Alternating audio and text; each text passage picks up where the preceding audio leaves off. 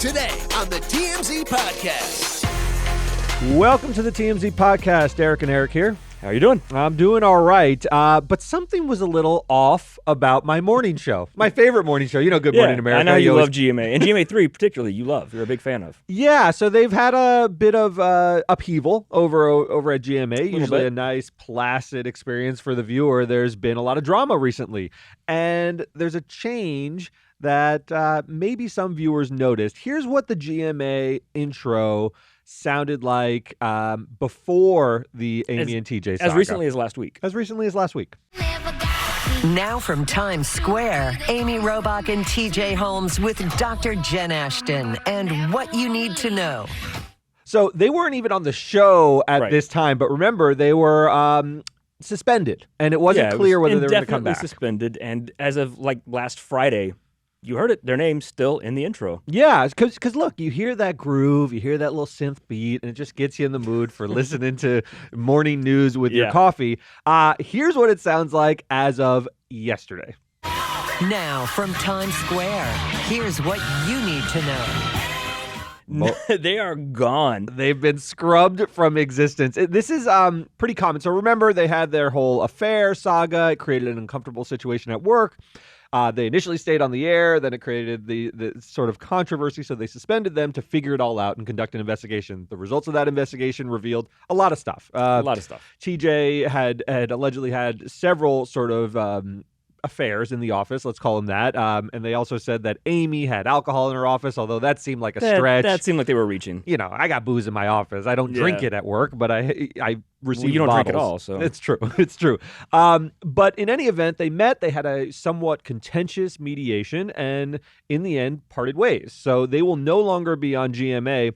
And this is what happens when two hosts of their caliber, who are, you know, very identifiable, are removed from a show. You got to scrub them. You got to act like they were never there, and that's exactly what ABC did. But yeah, I mean, they're gone. They're not coming back. It's done. So their names are removed. It is interesting. So DeMarco Morgan and Rhiannon Alley are the new hosts for now, the temporary host. I'm sure they are furiously negotiating behind the scenes to get the full-time job. Their names are not in it yet. Not yet. It just says GMA3. Here's what you need to know. That's right. Because ABC wants to, I think, figure out whether they have the same traction with viewers. And they're in a bit of a test period where they could grab this opportunity. It's their tryout. And become the host, but it's a tryout. Do you think the two of them have met and been like, we absolutely cannot date? Like, nothing can happen between us no matter what. Yes, let's stipulate that up front. Let's introduce each other to our spouses. Although that didn't work for Amy and TJ. I know. That's the thing. But they have to have chemistry. They do have to have chemistry. That's the interesting thing that goes on, because in our environment, our work environment, none of us have chemistry with Harvey. No, we are very antagonistic. So it's never a concern. That's kind of our whole thing, is that we're sort of the opposite, where we always present that we hate each other. We secretly kind of like each other a little bit, but no. Don't let them know that. No, Eric. that's all right. I'm just wringing your throat like Homer Simpson. Yeah, but they have to be all professional news anchors, and sometimes even GMA3 is sort of the lighter part of the show. But there's still some heavy stories. But they've got to have that sort of chummy camaraderie. You need the chummy banter, and it's not the first time people at work have caught feelings for one another. Sure. I mean, look, TJ is a very charming guy. That's why his charisma carries through on the screen. Amy the same way, and sometimes those people fall in love. We've seen this with Brad Pitt and Angelina Jolie. They were on a movie where they're actually hostile. They were like a couple that was breaking up, but there was just passion there. So what are you going to do? They fell in love. It happens sometimes. But I think this is it for their involvement. Obviously, they've been scrubbed. I don't know what TJ and Amy's next step will be. That will be interesting to me. There's been some speculation that they could stay as a tandem, and there may be some interest in them right now. I think that'll fade with time. Probably. And I'm not sure how they keep that going without maybe a reality show vehicle, but I'm not sure there's enough there to keep it interesting for a long period of time. And that's the thing. I get why ABC wanted to be done with this, because of the whole, like, well, did they cheat? They said they didn't, blah, blah, blah. Right. But really, there's not anything that controversial about their relationship. No. And not enough to, I think, get the public like, oh, we got to see what they do next. Yeah, they're a couple. Yeah. Okay. And what's kind of quieted it down is Andrew Shue, who was Amy's husband at the time, has been quite respectful is the wrong word, but he's been classy about the whole affair. He's not getting in the mud. He's not trashing her in the media. He clearly wants to turn the page. It's probably been an embarrassing and sad episode shared for him. Custody of their dog. But it's not messy. Yeah, exactly. It's not as messy as an affair could be. Well, that was the because thing, no one's in the muck with like them. you said, like the Brad and Angelina thing. It was like, Jen Aniston was America's sweetheart. Yes. So people sort of took sides. They still have sides. They're still like, you're either Jen or Angie in that. But all these years later, there's still high emotions about it in our room when you bring up Jennifer Aniston. People still want them to get back together. Yeah. But Amy and TJ, live your life. I agree. So I think this is the end of the saga, and hopefully the last time we have to discuss it, because I'm ready to move on. And let's go to our next story, which is a bit darker and a bit, an interesting story. So R. Kelly, facing an onslaught of lawsuits and prosecutions from a lot of sources. Already in prison. And already serving a 30-year prison sentence. R. Kelly's in his late 50s? He's 56. Yes. So he's on the back half of his 50s. A 30-year sentence means he won't emerge from prison until his 80s. Is there, I don't know if you know all the details of the 30-year sentence. Does he have a chance at parole in that? Yeah. So what I've read is that he could emerge as early as 80, which would be sort of a few years under the 30 years. Still, so he can't get out until he's at least 80 years old. That's right. His career is effectively over. Oh, yeah. He will spend the remainder of his life, barring a successful appeal. Now, remember, he's got some appeals pending where he's challenging these prosecutions, says, he was wrongfully convicted and so forth. You see that quite commonly. Right. I don't think R. Kelly stands much of a chance because of the volume of convictions he has. It's maybe you can overturn one or two if you're convicted of just murder or something like that. You can overturn that conviction. He has a raft of charges. Yeah, he's not getting out. So overturning all of them is a long Some shot. good news for him, though. Yeah, so a Chicago prosecutor, and this is an interesting case. So Kim Foxx, who's the Cook County state attorney, and she's been an active voice. You remember her from Jussie Smollett. She's been a name that you've heard because a lot goes on in Chicago. A lot happening. It's a big city. Yeah. So this is a good point, though. This is a big city with a lot of trials that they have to conduct, and they only have a limited amount of resources. So she decided that she's going to drop the sex abuse charges that she initially brought against R. Kelly. This was for allegedly sexually abusing 4 individuals, 3 of whom were minors, with the types of allegations that you heard in all the R. Kelly cases. She's going to drop them, and she gave a press conference where she said, look, I know this may be disappointing to the victims of these alleged crimes. However, he's already serving sentences. He's been convicted in New York in a federal court there. That's the 30-year sentence. He's been convicted in Chicago and is facing sentencing there in February, where he's going to get another 10 to 90 years. So you already have some redundancy. He won't be out of prison. Like, he'll be in his 80s or 90s if he ever gets out.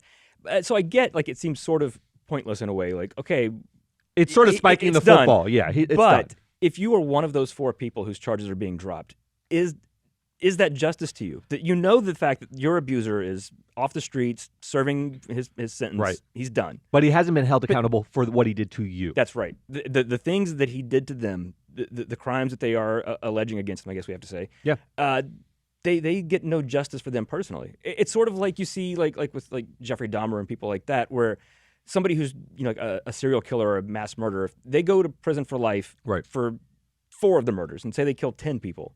If you're a relative of one of the other people, I mean, that person is going away, but you don't get. It's not in the books that your family member, the person you care about, got justice. Yeah, look, it's not as satisfying is what you're coming down to. I mean, Kim Foxx stood up there and said, we believe justice has been served, and prosecutors are trying to do a couple things. One is retribution, and that's what you're talking about, where the victims actually get their say in court. They get to go in and say, this was the impact that he had on me. I want to be able to express that. I want to publicly shame him, as well as him getting punished.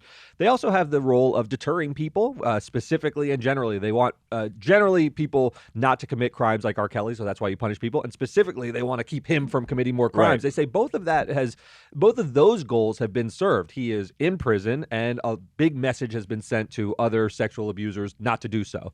So from her perspective, even though we didn't get the direct retribution, we've done a lot here, and he is serving time. So she's saying, I only have limited resources. I have to devote them to other causes that would otherwise go completely unaddressed. R. Kelly's been addressed in some sense, but you're exactly right. This is unsatisfying for the victims in this particular case, or the alleged victims in this particular case. They're not going to be happy about this. We spoke with R. Kelly's lawyer, and even he doesn't have much of a sense of relief. I mean, he's fighting for his life. He's got all of these appeals. He's already facing the decades in prison. He's serving his time. but says, look, the right decision has been made here. I hated this comment where she said the right decision has been made here as if it is all the prosecutions are trumped up and here's at least finally one doing the right thing. But she's R. Kelly's attorney. Yeah. She can't be like, oh, yeah, whoo, this guy, what a monster. Like, she can't say that. She's his counsel. Right. So yeah, look, not much is changing here. R. Kelly's going to remain in prison, but to your point, these people are not going to feel satisfied by this outcome. I think, from my perspective, this is the right call by Kim Foxx. I think as long as you have multiple convictions such that if he's successful in one appeal, he still has sentences behind that and stays locked up, I think it's okay. If all of them get reversed and then we look back on this and R. Kelly's out in the streets, I would be concerned. That's different. That would be different. And they could bring cases again. Right. I mean, just because she's dismissing these charges, it's probably without prejudice. And maybe there's a tolling agreement to keep the statute of limitations locked in case that eventuality comes. But I think R. Kelly's done. Oh, he's definitely done. Yeah. I get your point. Like, yeah, to keep prosecuting basically for something he's already in prison for and not getting out anytime soon. I don't want to say beating a dead horse, but, like, the money and the time and the resources to go through all these trials, that's the thing. It is justice for those victims.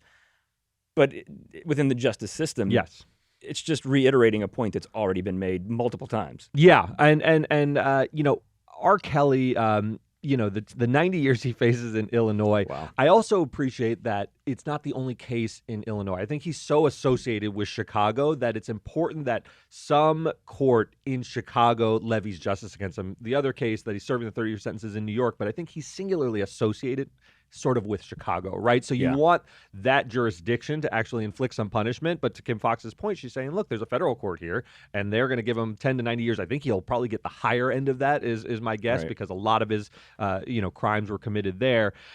And, so everything seems satisfied here. I think prosecutors have a tough role. They really have to balance a lot of things, and they would like nothing more than to build their reputation by dragging R. Kelly into court. Believe me, Kim Foxx, prosecutors love this. They live for these court moments, but she's also got a docket full of other cases she needs to address. So and things that aren't high profile. And things that aren't as high profile. And that's other victims who don't get the coverage. And, because any of these, again, like, it's not like book justice, like in the records that, like, for these 4 victims. But if any of them want to tell their story or have their say, certainly there are plenty of outlets that will give them the platform to do that. Absolutely. One parallel I noticed with this is Harvey Weinstein, also facing multiple trials. He was convicted in New York, then he was dragged all the way out to L.A. That case hasn't been dropped. I think that is still pending, and it's important because he was an L.A. Hollywood producer. Even though he's convicted in New York and many of the crimes were committed there, there's an importance that L.A. is putting on Harvey Weinstein because he's so emblematic of producer culture and what L.A. looks like that you want to punish him here. It doesn't feel satisfying to just have him, commit a few crimes in New York. That's saying like L.A. needs its justice. It's the same way saying these 4 victims of R. Kelly need their justice. Yeah. And that's on L.A. for letting him get away with it. The same way I think probably a lot of why they want to go after R. Kelly so much now is because I think the legal system as a whole is embarrassed by how long he got away with it. Yes. I mean, we knew he married Aaliyah almost 30 years ago. Yeah. We knew that when it happened, or shortly after. The P tape came out in, 2002? And he was acquitted of that. Yeah, Ignition came after that. And I think that's a thing, I think people get so kind of in their feelings about R. Kelly is, as a society, it's on all of us. Yes. Anybody that was around then, anybody that was bumping, Fiesta or Ignition or Trapped in the Closet, we all knew. That was the strange thing. We can about try and be R. like, Kelly. well, he got off. We knew. It was happening in real time, and society wasn't ready to confront it in the serious way that it needed to be confronted. I mean, and we liked the music. We loved the music. He kept having hits. Like as a society, we enabled him for a long time. That's why I think he felt so invincible because, I mean, there's video of him urinating on an underage girl, and we all said, it's okay. Dave Chappelle joked about it. Yeah. I mean, and we as a society... Macklemore was joking about it in Thrift Shop in 2013. I mean, Lady Gaga was doing duets with him in the 2010s. I mean... Yeah.